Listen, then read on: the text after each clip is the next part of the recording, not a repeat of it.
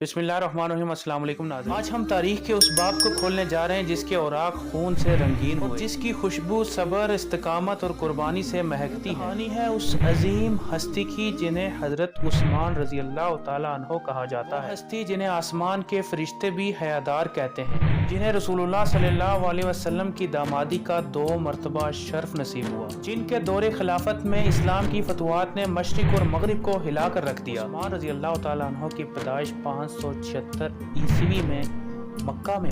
आपका ताल्लुक कुरैश के मशहूर और मारूफ कबीले बनु उमैया से था। आपके वालिद का नाम अफान था। जब अबू बकर सिद्दीक ने उस्मान रजी अल्लाह तआला अन्हो को इस्लाम की दावत दी और आप सल्लल्लाहु अलैहि वसल्लम की सदाकत और दयानत की गवाही दी, तो उस्मान रजी अल्लाह तआला अन्हो ने कहा कि मैंने जब से अकल संभाली है तब से आप सल्लल्लाहु अलैहि वसल्लम को झूठ बोलते हुए नहीं सुना। और वो उसी वक्त आप सल्लल्लाहु अलैहि वसल्लम के पास गए और इस्लाम कबूल किया। वो दिन तारीख में यादगार है जब उस्मान रजी अल्लाह तआला अन्हो ने ऐलान ईमान किया, अपनी दौलत, अपनी जान और अपना वक्त सब कुछ इस्लाम के लिए वक्फ कर दिया। उस्मान रजी अल्लाह तआला अन्हो को जुल नूरैन भी कहा जाता है। आप सल्लल्लाहु अलैहि वसल्लम ने अपनी 2 बेटियां हजरत रकिया और हजरत उम्मे कलसूम रजी अल्लाह तआला अन्हा इनके निकाह में दी, और ये शर्फ दुनिया में किसी और इंसान को हासिल नहीं।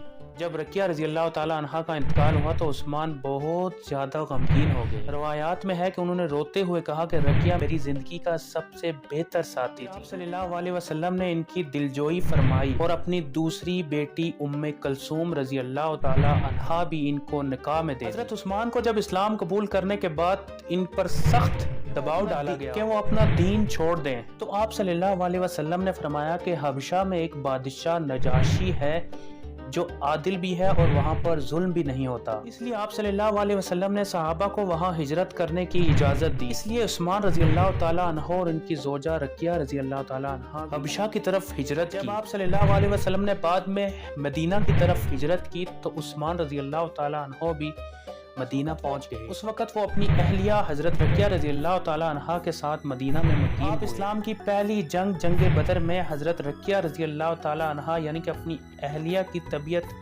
खराब होने की वजह से शिरकत न कर सके, लेकिन आप सल्लल्लाहु अलैहि वसल्लम ने फरमाया कि उस्मान का हिस्सा बदर में भी था और अजर भी।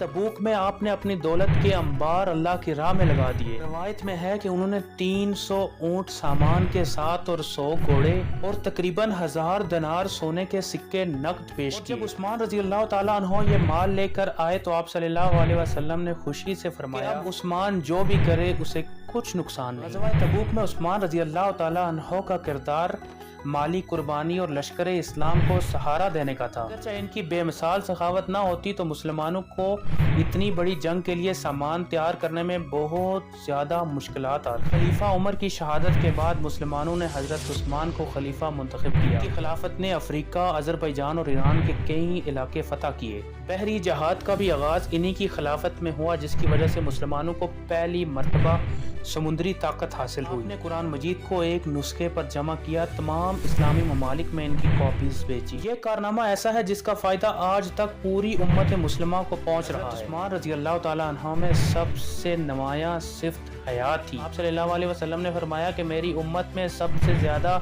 हयादार उस्मान है। आप नरम दिल, आजज और मुत्तकी इंसान थे। कभी किसी को दुख ना दिया, कभी आपने सख्त कलामी ना की।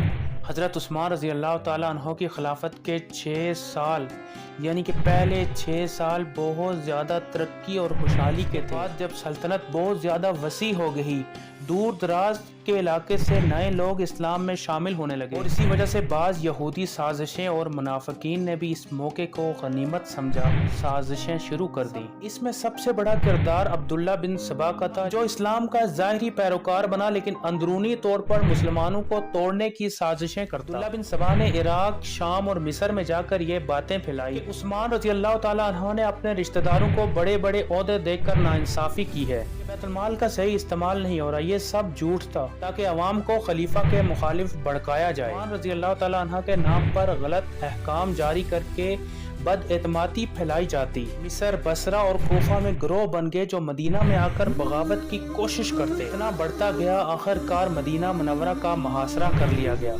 मुहासरा 40 दिन तक जारी रहा। सहाबाए कराम चाहते थे कि मुकाबला करें, लेकिन उस्मान रज़ी अल्लाह ताला अन्हो ने कहा कि मैं खून बहाना नहीं चाहता, मैं वो इस्लाम का पहला खलीफा नहीं बनना चाहता जिसके हाथों से मुसलमानों का खून बहे। ایک دن آپ روزے کی حالت میں تھے، قرآن پڑھ رہے تھے، باغیوں نے دیوار پھلانگ کر آپ کے گھر میں داخل ہو گئے، لیکن خلیفہ حیادار عثمان جو دماد رسول اللہ صلی اللہ علیہ وسلم بھی تھے، قرآن کی تلاوت کرتے کرتے شہید ہو گئے۔ شہادت کے بعد مدینہ منورہ میں فتنہ پھیل گیا اور مسلمانوں کے دل لرز گئے، اور آسمان نے ایسا صابر اور حیادار خلیفہ کم ہی دیکھا ہوگا۔ عثمان رضی اللہ تعالیٰ عنہ کی زندگی صبر، حیا اور قربانی سبق دیتی ہے۔ آج ضرورت اس بات کی ہے کہ ہم بھی اپنی زندگی میں عثمان رضی اللہ تعالیٰ عنہ کی استقامت، صبر اور حیا کو پیدا کریں۔ اللہ تعالیٰ ہمیں عثمان رضی اللہ تعالیٰ عنہ کی زندگی پر چلنے کی توفیق عطا فرمائے۔ Subscribe please. اللہ حافظ۔